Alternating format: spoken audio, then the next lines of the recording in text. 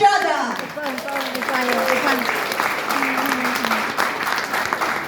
Major, Gideon.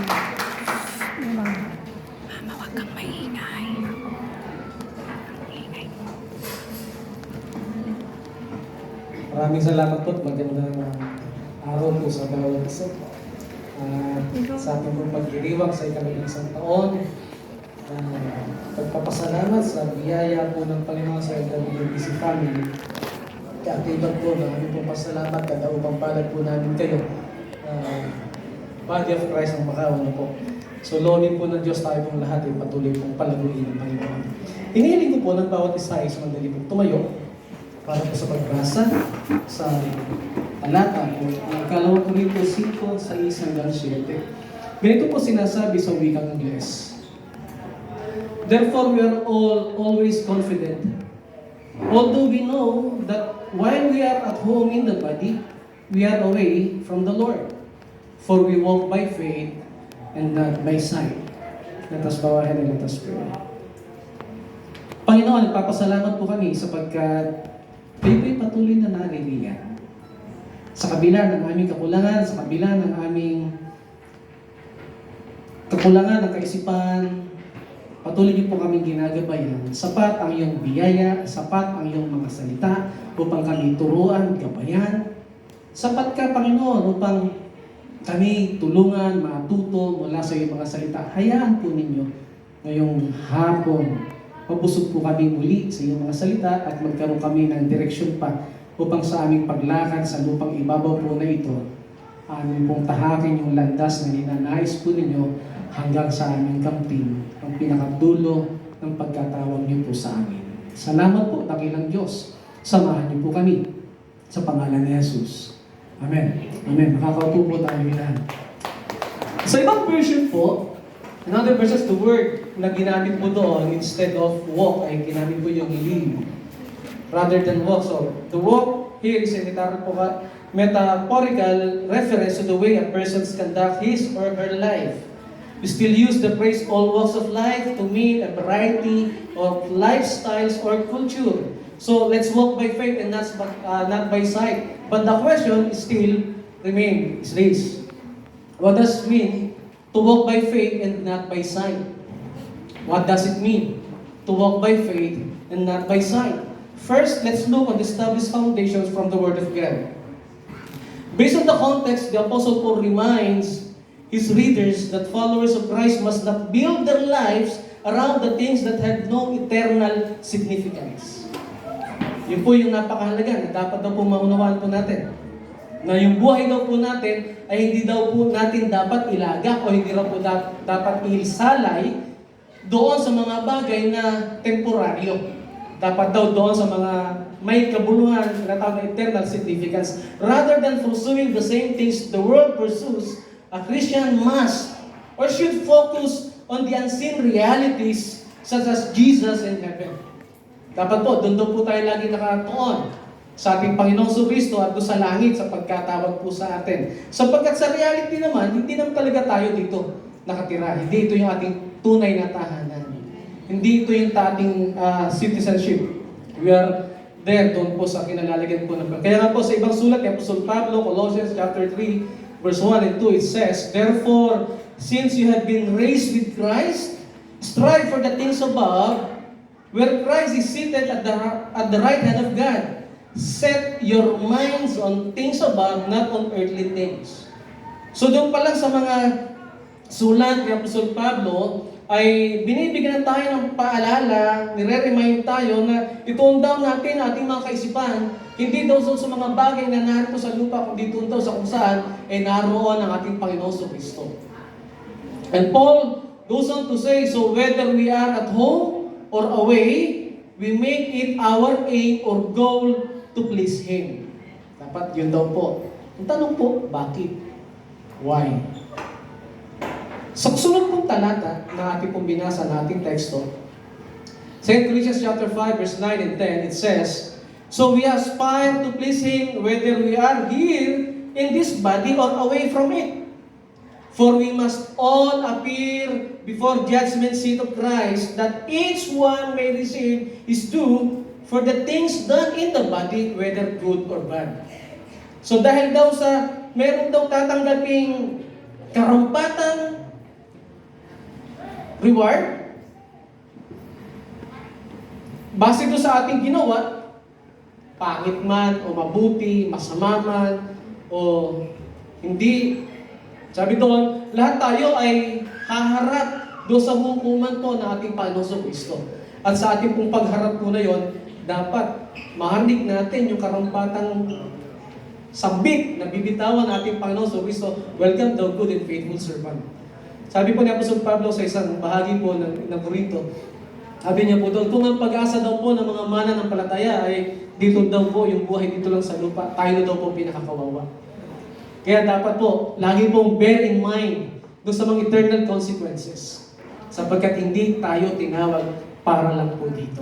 Hindi masama na magkaroon tayo ng riches or soul na pwede nating tamasahin, pero dapat hindi ito yung mag-ubos ng ating enerhiya, maggamit po ito para lalo natin siyang makilala at sa kanya po natin isalalay ang ating pong buhay.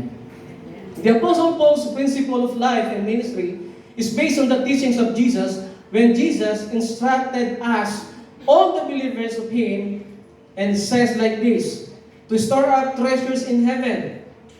Matthew chapter 6, verse 19 and 21, it says, do not store up for yourselves treasures on earth where moth and rust destroy, where thieves break and steal, but to store up for yourself treasures in heaven where moth and rust do not destroy, and where thieves do not break in and steal. For where your treasure is, there your heart will be also. Kaya tama po yung binitawan ni Apostol Pablo. Nandito man tayo sa ating buhay ngayon dito sa lupa, whether in this body or out of this body, dapat daw po ang ating pong aim or goal is to please Him, the one who calls us. Ito daw po dito. He, Jesus, promised rewards to everyone who does His will. Verse 27, for the Son of Man will come in His Father's glory and with His angels, and then He will repay each one according to what he has done. Matthew chapter 16, verse 27.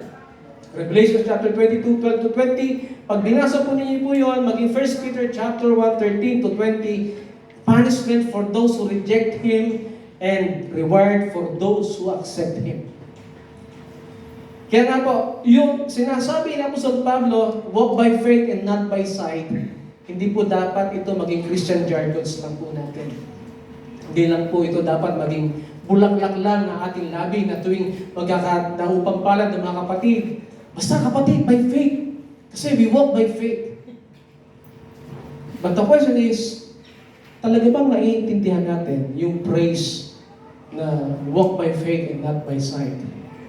Si Apostol Pablo, nung sambitin po niya ito, he knows ano yung value ng word na yun. That's why he encourages us na mag-focus doon sa mga eternal consequences. Therefore, walking by faith means living a life in the light of eternal consequences.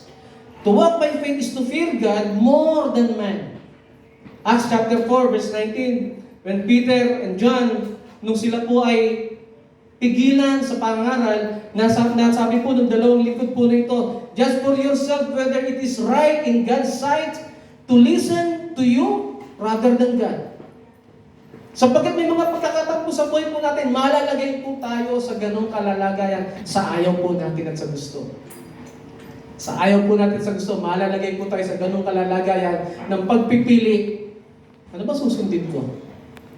Yung Diyos na tumawag sa akin, na nagbago sa akin, na may malinaw na direktiba, na may malinaw na plataforma sa buhay ko mula sa kanyang salita o sa tao na kagaya ko na walang katiyakan, walang kasiguran.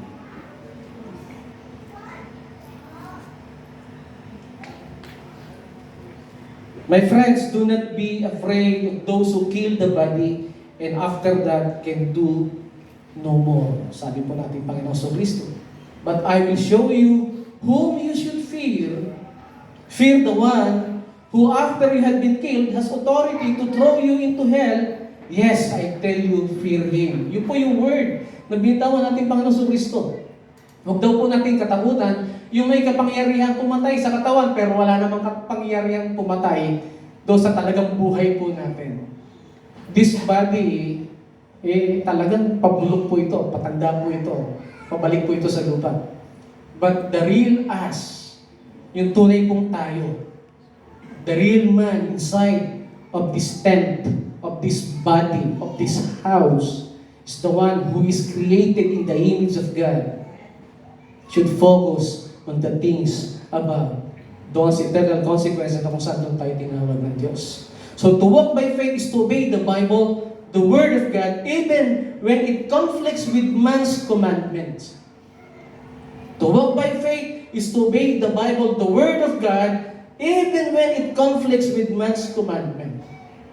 Nabasa na po natin sa Old Testament. May tatlong magkakaibigan po doon, sila Shadrach, Meshach, and Abednego, the three Hebrews, na pinagbawalan ng hari na sumamba sa kung kani-kanino except doon sa imahe lang po niya.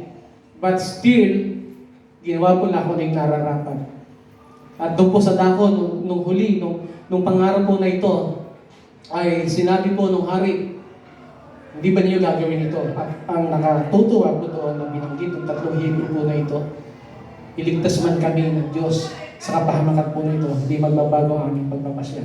Sa Diyos pa rin kami isasama. Why? Because they know their eternal consequences. Alam nila yung kanilang pupuntahan.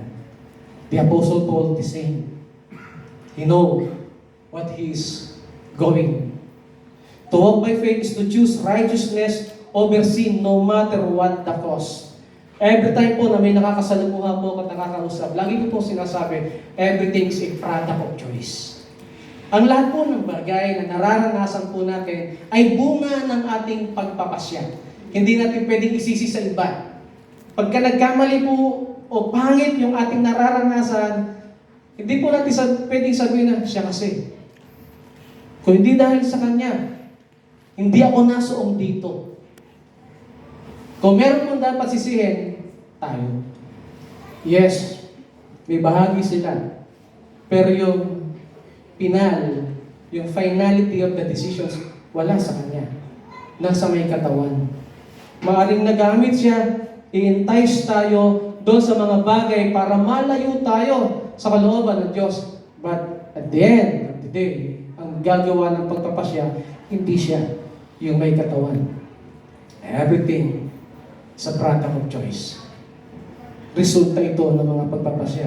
Kaya dapat po nating maunawaan, napakahalaga yung pagsunod sa salita ng Diyos even when it conflicts with man's commandment. To walk by faith is to choose righteousness over sin no matter what the cost. To walk by faith is to trust God in every circumstances. Ulitin ko po. To walk by faith is to trust God in every circumstances. And to walk by faith is to believe God who will reward those who seek Him regardless of who says otherwise. Kasi yun po naman talaga eh. Pag binasa po natin yung aklat po ng Hebrews chapter 11, the faith chapter, makita po nito lahat po ng mga pangalan. By faith, so on. By faith, so and so. By faith, so and so. By faith, so and so. Ang nagsabi po ng by faith, yung author, kasi nakita niya at naintindihan niya ano yung nilakaran ng mga man of God po na ito. Nung sabihin po ni Apostle Pablo, yung talata pong ito, for we walk by faith and not by sight, ito po'y isang admonition na ibinibigay sa mga mananampalataya to spend their lives glorifying God in everything they do. All Christians, believers, should spend their lives glorifying God in everything they do. I say Christian believers because not every Christians are believers at all. Not every Christians are believers. That's why I said Christian believers should spend their lives glorifying God in everything they do. 2 Corinthians chapter 5 verse 8, it says again, we are confident then and would prefer to be away from the body and at home with the Lord. So we aspire to please Him, whether we are here in this body or away from it. For we must all appear before the judgment seat of Christ, that each one may receive his due for the things done in the body, whether good and bad. So doon pa lang po sa talata po na ating po mga binabasa, laid out na po yung foundations na binabanggit ni Apostle Pablo regarding walk by faith and not by sight. It is not a blind faith. Hindi po blind faith. Malinaw. Meron siyang tinatahak. Meron siyang direksyong maayos. Hindi by faith, pastor, sige, ano natin yan? Alam niyo po, yung katumbas po ng word na yun, ng cliche po na yun, nung ako hindi pa Kristyano, parang ganito lang po yun. Bahala na si Batman. Pag sinabi po natin, lalo yung mga mananampalataya, pag sinabi, hindi, sige, bahala si Lord. Parang sa nasabi natin, bahala na si Batman. Eh, hindi naman po tayo membro ng bahala na gang. Diba? Membro po tayo ng Iglesia ng Diyos, ng Iglesia ni Kristo, ng katawan ni Kristo, na tinawag mula sa kadiliman at ilag doon sa kalalagayan ng bugtong na anak na inihanda para doon sa langit. So, ibig sabihin, yung ating pananampalataya ay hindi nasasalalay sa wala. May katiyakan. May katiyakan. As we start walking in our 11th year journey as a church at WBC Macau and to our part of the body of Christ here in Macau, we should bear in mind that our focus, or should say, we must aspire to please Him, to please God. It should be our prime and purpose habang narito po tayo. I-please po natin ang ating pong Panginoon, hindi yung sino pa man. Kung ikaw po'y tinawag sa gawaing paglilingkod sa church, may bahagi ka. Dapat, kung ipupunta sa church, ang lagi po nating goal, Lord, I want to please you. Hindi yung, ako nga pala yung naatasan ni sister. Nakakahiya naman kung hindi ako pupunta. Sige, magpa-part na lang, mag-perform na lang ako, nakakaya kay pastor. Nagagawa natin magbitaw ng ganong salita. Tao po yun. Samantala hindi natin masabi, nakakaya sa Diyos na nagbago at nagligtas sa akin. Diba? Walk by faith and not by sight. Every believer will appear before the judgment seat of Christ, that each one may receive his due for the things done in the body, whether good or bad. Kaya po yung walk by faith, not by sight, hindi lang po siya dapat maging cliche. Hindi lang po siya dapat maging Christian jargons. Dapat po maging klarado siya. Hindi lamang dito, kundi dito po sa puso po natin. Upang sa ganun sa ating pong paglakad sa kalooban po ng Diyos, we are aiming doon sa sure ball, sa bullseye. Hindi po tayo pumapana, baka pagkatapos po natin mabitawan yung palaso, at kung saan ito tumama, saka natin bibilugan. At sasabihin natin, kita mo na, bullseye. Diba dapat, nandun na muna yung target bago mabitawan yung palaso. The same po sa ating pong pananampalataya, inilatag po ng salita po ng Diyos yung ating target, yung ating hope bound, yung ating pupuntahan, at dapat doon po yung ating pong destination. Lagi pong narinig kay Pastor Edwin yung ganito pong salita sa church, na dapat po yung ating buhay na ikinabubuhay, sinisigurado po natin, baka mamaya, bukas makalawa, pagharap natin sa Diyos, akala natin ligtas tayo, hindi pala. Diba? Sabi po ni Apostol Pablo, kung ang pag-asa natin kay Kristo hanggang dito lang sa lupa, tayo na po pinakakawawa. Tayo na pinakakawawa. Dapat po ang pag-asa po natin ay yung hahantong po doon sa langit. So, rather than loving the things of this world, as 1 John chapter 2, verse 15 to 17 speaks, dapat po gawin po natin yung mga bagay na kalooban po ng Diyos. Ano kayo sinasabi sa 1 John chapter 2, verse 15, and so on. Sabi po dito, do not love the world or anything in the world. If anyone loves the world, the love of the Father is not in him.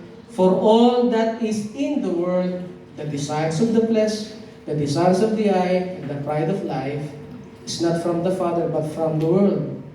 The world is passing away along with its desires, but whoever does the will of God remains forever. And the will of God is to walk with Him. And the will of God is to walk by faith through Christ. And the will of God is to walk according to the light of the Scripture, with the light of eternal consequences. The desires of the flesh, the lies of the eyes, and the pride of life, yung ego po natin, lahat po ito ay hahatak lang po sa atin sa hindi po magandang pupuntahan. Tiyak po yun. Tiyak po yun. Hahatakin tayo ito sa mga bagay na walang katiyakan at sa pait at kalungkutan. Those who want to be rich, however, fall into temptations and become snared by many foolish and harmful desires that plunge them into ruin and destructions. Kaya nga po sabi din ni Apostol Pablo, for the love of money is the root of all kinds of evil.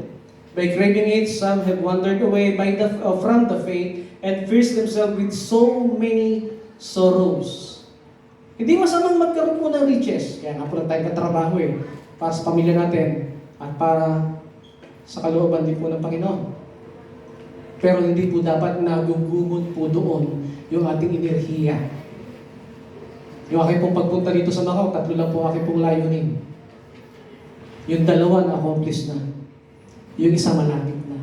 Kaya sabi ko nga po kay Pastor Evan Paz, pag nangyari na po ito, uwi na po ako ng Pinas kasi yun lang po yung goal ko dito sa Macau. Dapat po ganun po tayo. Nung kayo pumunta po rito sa Macau, I do believe God spoken to your heart for that specific purpose. At blessed naman kayo ng Lord, binigyan kayo ng trabaho, narito kayo, na-enjoy ninyo yung life, na-enjoy ninyo yung mga bagay nito, not to enjoy the things of this world, kundi para gawin yung kalooban ng Diyos sa pagkatawag po sa inyo. Maliban lang kung kayo tinawag ng Diyos na manatili dito sa Macau, hindi kayo uwi sa Pinas. Kagaya po ng mga ng ilang Pinoy na white card po dito. Diba? Pero kung blue card lang po tayo, kagaya po ng iba po sa atin, hindi tayo permanente dito. If we know the reality na hindi tayo permanent dito, the same. Lahat po tayo, white card ka man o citizen ka man ng Macau, hindi pa rin tayo permanent dito sa lupa. Kasi ang permanenteng tahanan po natin doon po sa business. We need to walk by faith and not by sight. Do not be deceived, my beloved brothers. Every good and perfect gift is from above, coming down from the Father of heavenly lights, with whom there is no chance of shifting shadows. James chapter 1, 16 and 17. The blessings of the Lord enriches, and He adds no sorrows from it. Proverbs chapter 10, verse 22. Yung pagpapala daw po ng Panginoon ay nagbibigay ng kasaganaan at walang kalakip na kabalisahan. Ito po ang common sa ating pong marami mga kapatid kahit po sa Pinas. Pag may na-receive na mga blessings, andun agad, yes, ito sa Panginoon. Bless the Lord. Gamitin po example. Bato-bato sa langit ang mga bukol. Meron po kapatid sa Pilipinas na dumating po sa pangangailangan. At sa kanya po pangangailangan, magsidhi, siya po yung nananalangin, Lord, bless me, bless me, bless me, bless me. And along his way, na kanya po pananalangin, nasambit po niya, ikaw naman Panginoon may sabi, that if I seek your kingdom first, all things will be provided. Tapos kinuha pa niya isang talata, ikaw din na nagsabi that you will supply all my needs according to your riches in glory in Christ Jesus. Amen. Pagkatapos po noon ay nagbuni-muni itong kapatid, sa kanya pagmumuni-muni, naalala niya ngayon, o nga pala, si kapatid na ganito, nagbenta ng palay. May pera yun. Makapunta at makahiram. At nilapitan, hindi naman siya tinanggihan ng kapatid. At nung napahiram nga ito, pagdating po ng linggo ng aming pong pagsamba, nagpatotoo.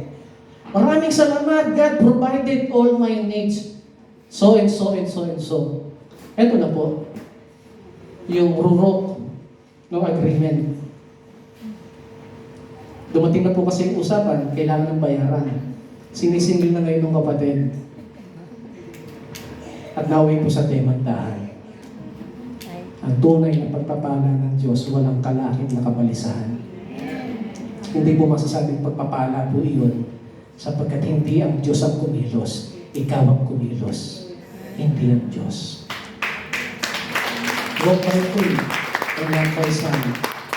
Therefore, anything that benefits the flesh, that has troubles with it, is not from God, and anything that is not from God will lead to bondage and sins. 1 Corinthians 10:31 to 33, it says, "So whether you eat or drink, whether you do or whatever you do it for the glory of God. Do not become stumbling block, whether to the Jews or to the Greek or to the church of God. As I also try to please everyone in all I do, for I am not seeking my own good, but the good of many, that they may be saved." Tingnan po yung statement na bitawan ni Apostol Pablo doon sa last. Sabi po niya, I also try to please everyone I do. Sabi po niya doon, for I am not seeking my own good, but the good of many, that they may be saved. Question, that it mean that I need to please all men or become a man pleaser? Does it mean that I need to please all men or become a man pleaser? Kung aayon po doon sa binabang ni Apostol Pablo, the answer is no. We don't need to please all men or become a man pleaser. Rather, we must seek first what is good to them, that we might win and bring their souls or the unchurched people as much as possible into the saving knowledge of the one who saves us, rather than other than our Lord Jesus Christ. Yung ating daw pong pagkilos na doon yung pagkilos na itangi sila, hindi para i-please yung mga tao na ito, kundi upang makuha yung kanilang atensyon at simpatya nang madala natin sila sa saving knowledge, sa pagkakilala sa ating Panginoong Jesucristo. Dapat po maging klarado po yun. Kaya Apostol Pablo, malinaw sa kanya yun. He's not a man pleaser. He is a God pleaser. Kaya nga po, nung sabihin po niya, yung statement sa gawing unahan, we need to walk by faith, not by sight. Klarado sa kanya yun. Alam niya yung kanyang sinasabi. At bahagi ng kanyang sinasabi, sabi niya doon, kahit daw po yung mga bagay na may kinalaman upang matalisod, yung mga tao na hindi pa nakilala sa Panginoon, iniiwasan niya. Kaya nga sabi sa verse 32, do not become a stumbling block, whether to the Jews or to the Greeks, or to the church of God. Dapat ganito po tayo, bilang mga mananampalataya. Kaya nga po sabi niya doon sa verse 33, as I also try to please everyone in all I do, for I am not seeking my own good, but the good of many, that they may be saved. Malinaw po sa kanya yun. It's not to please man. So, tanong po, how can we accomplish that above mentioned admonition? Paano ba natin isa sa katuparan yung admonition na ito ng ating Panginoong Jesucristo na inilapat niya at binitawan sa pamagitan ni Apostol Pablo? Para magawa po natin po ito, it requires faith in God. It requires faith in God to live this way because we cannot see, we cannot hear, or touch anything that is spiritual. Wala pa po dito sa atin ang nakatingnan doon sa langit. Meron lang pong nag-iisa, ating Panginoong Jesucristo na bumaba at ipinaalam sa tao ano yung meron doon. At pagkatapos po niyang sabihin ang lahat ng mga bagay na meron doon sa kanyang mga unang apostoles na tinagubili ng ipangaral ito, ituro ito, at ituro din doon sa lahat ng mga natuturuan, biyaya na nakaabot sa ating kapanahunan at ngayon ay ating nababasa. Ngayon meron tayong malinaw na pagkakakilala, meron tayong malinaw na pagkakaapuha doon sa ating pupuntahang direksyon. That's why we are not walking blindly. Our faith is not blind faith. It's real. Pero kailangan po natin yung dalisay, na pananampalataya sa ating dakilang Diyos.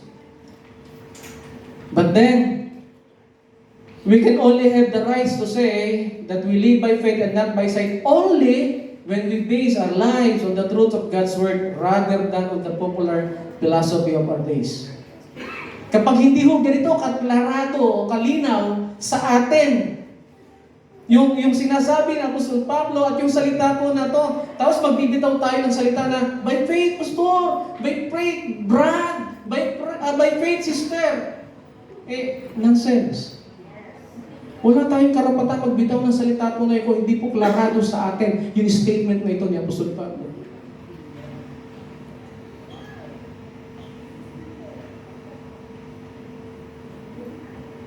To walk by faith, even in our service o sa ating paglilingkod, we are going mostly against our natural inclination. Ulitin ko po. Sa ating pong paglilingkod in our service, as we walk by faith, we are going mostly against on our natural inclinations. In what way? Because I am the halimbawa po, na-assign tayo sa church. At kung ano man yung nilagay sa atin. May mga time, yung natural inclination po natin, ganito. Because I am the appointed leader or elected leader in this department, I am the boss. Natural inclination po yun as human. Blah, blah, blah, etc., etc., etc. Kaya nga po madalas sa loob ng church, nagkakaroon po ng paghihiwalayan. Kaya madalas sa loob ng church, nagkakaroon ng pagtatalo-talo. Kaya po madalas sa loob ng church, nagkakaroon po ng pagpapataasan. Natural inclinations po yun. And we need to go beyond that. Kailangan lumagpas po tayo doon. Kailangan mapag-survive po natin. We go against our natural inclinations. It should be rather like this. Because I am appointed leader or elected leader in this department, it is a privilege for me, given by the grace of God, to serve people and to show the principles of leadership according to the layout of the Master and Lord and Savior, Jesus Christ.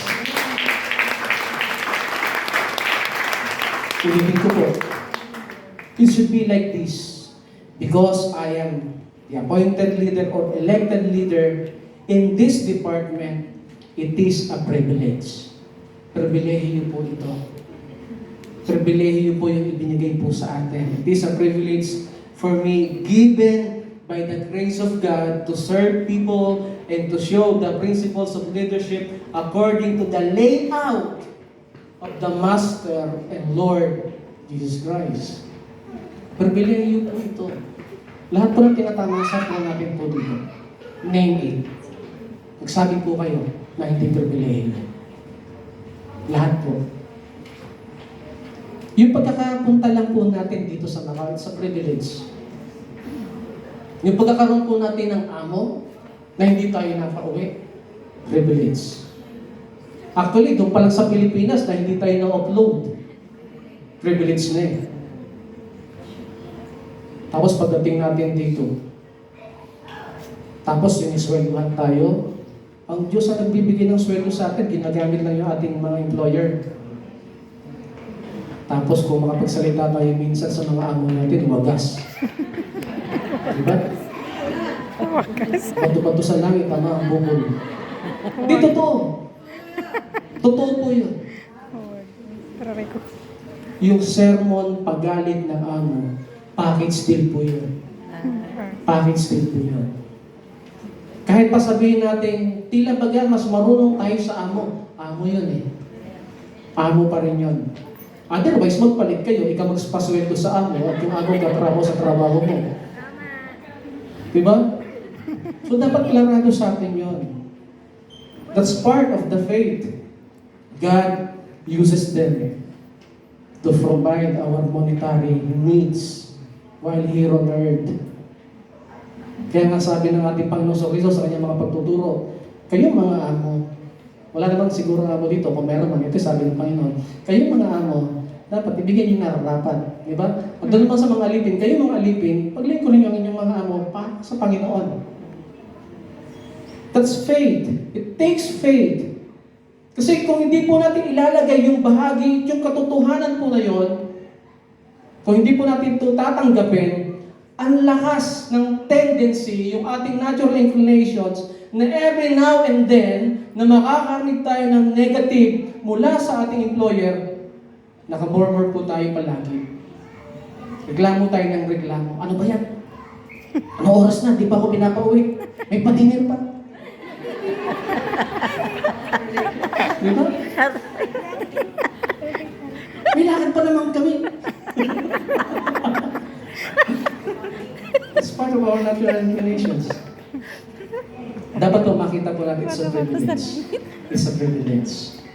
Sa church, nabigyan tayo ng pagkakataon na maging kabahagi sa ministeryo. It's a privilege. Ako po, dito sa LWEC, actually, ampun lang po ako sa LWEC. Kaya lagi ko po sinasabi kay Pastor, pag lagi po ako naatasan ng aming pong pastor, lagi po sinasabi sa aming pastor, isang pribilehiyo yung makapaglingkod. Isang pribilehiyo yung makapaglingkod. Bakit? Kasi kung hindi naman ilalagay ng Diyos sa puso ng Pastor Edwin na pagkatiwalaan po ako, wala po. Everything is a privilege. Kahit po yung pagkakaupo po natin po dito, is a privilege. Maging yung pagkakapakinig po natin sa salita po ng Panginoon, it's a privilege. Because everything that we had or have in this life that we enjoyed is a foretaste and a privilege from God, abounding grace. Lahat po yan. Lahat po yan ay patikim at pribilehiyong ibinigay sa pamamagitan ng sukdulang biyaya ng Diyos. How can we accomplish the above mentioned admonitions? By walking by faith and not by sight, because our natural instinct may be to hoard anything that belongs to us. Doon sa inaakala nating atin. Yung iniisip natin, pag-aari natin, ang ating natural inclinations, i-hoard natin ito. At sasabihin natin, pag-tiis ka, ako nga nagsikap dito eh. Tapos gaganyan-ganyan ka. Akin to. That's the natural inclinations. Dapat po, baliktad po doon.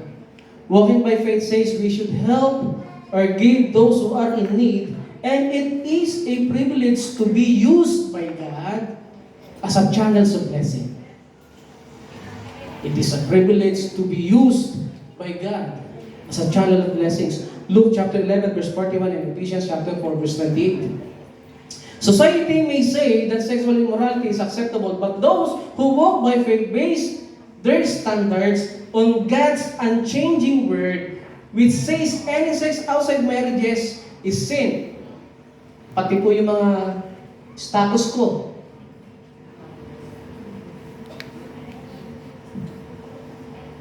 Klarado po ito, unang Korinto 6:18, Efesos 5:3, Galatia 5:19. And it takes faith para maintindihan po ito. Kasi kung hindi po ganon, yung ating pong human reasoning, pag nangibabaw po ito, sasabihin natin, ito kasi, lalo na po, yung mga kanta po ngayon, may mga napakinig po ako sa ibang mga kantang gawa po sa Pilipinas, ng mga Pilipinong kompositor. Yung author na doon, basta wala kang ginagawang mali. Ba yung lyric, exacto ba? Basta wala kang ginagawang mali, wala kang inaapakang tao. It's a philosophy of man. Kahit na wala kang ginagawang mali sa paningin mo, at wala kang inaapakang tao, pero kung naapakan mo naman ang salita ng Diyos at nababiolate mo ang prinsipyo ng Diyos, still, it's sin. Meron po akong isang kasama sa trabaho. Ang mother niya ay Seventh-day Adventist. Ang father po niya ay Jehovah's Witness. So, confused yung bata. Dami namin mga pinag-uusapan, dami namin mga conversations every day kasi siya yung nag-assistant ko. At marami siyang mga tanong. But I want to dwell on the question na binagay sa akin patungkol doon kay Abraham. Sabi niya, Kuis, kasi Kuis po tawag sa akin makasama ko sa trabaho. Ako yung pinakamatanda doon. Kuis, sabi niya, yung isang lingkod ni Kristo, apostol nga yung tawag niya doon, hindi niya alam na si Abraham, hindi naman apostol. Eh, yung kanyang pananampalataya, bulag. Sabi ko, how come? Na sabi mo, eh, sukat ba namang, meron bang matinong ama ay iaalay yung kanyang anak? So, sabi ko to sa bata po na ito, wala na po, malis na po. Sabi ko po sa kanya, siguro mas mainam kung tatanungin natin doon sa tamang tanong. Kasi kapag mali yung ating paraan ng pagtatanong, makakasumpong tayo ng maling kasagutan, sabi ko sa kanya. Ang tamang tanong ay ganito, bakit humantong si Abraham sa gayong punto na iaalay niya yung kanyang kaisa-isang anak na si Isaac?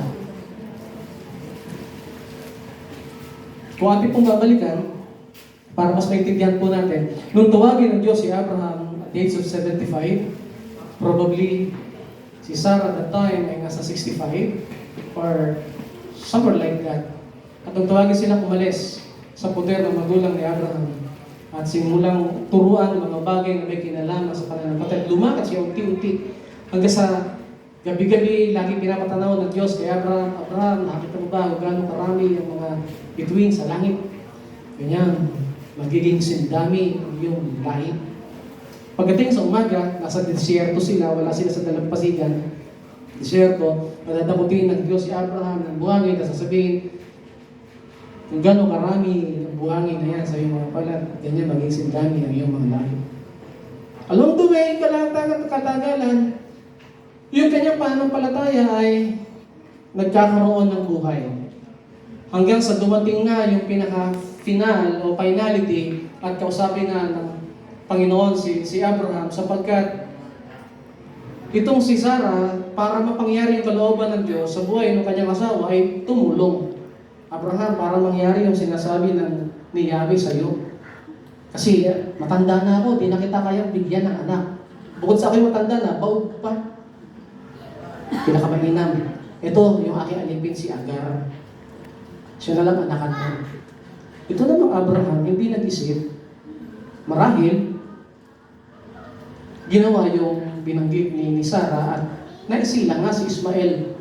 At doon sila sinitan ng Diyos. Sabi ng Diyos kay Abraham, hindi magmumula doon, kundi magmumula sa iyo at kay Sarah.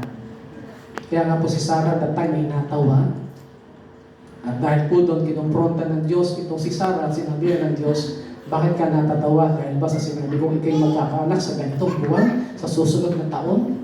Tingnan yung statement sa ganitong buwan, sa susunod na taon, tiyak. Okay, bilang patotoo sa iyo, sabi ng Diyos, ipapangalan mo sa kanya Sarah, ay Isaac, sapagkat ako yung tinawanan mo nung sabihin kong bagay na ito. Kasi yung meaning ng Isaac is laughter.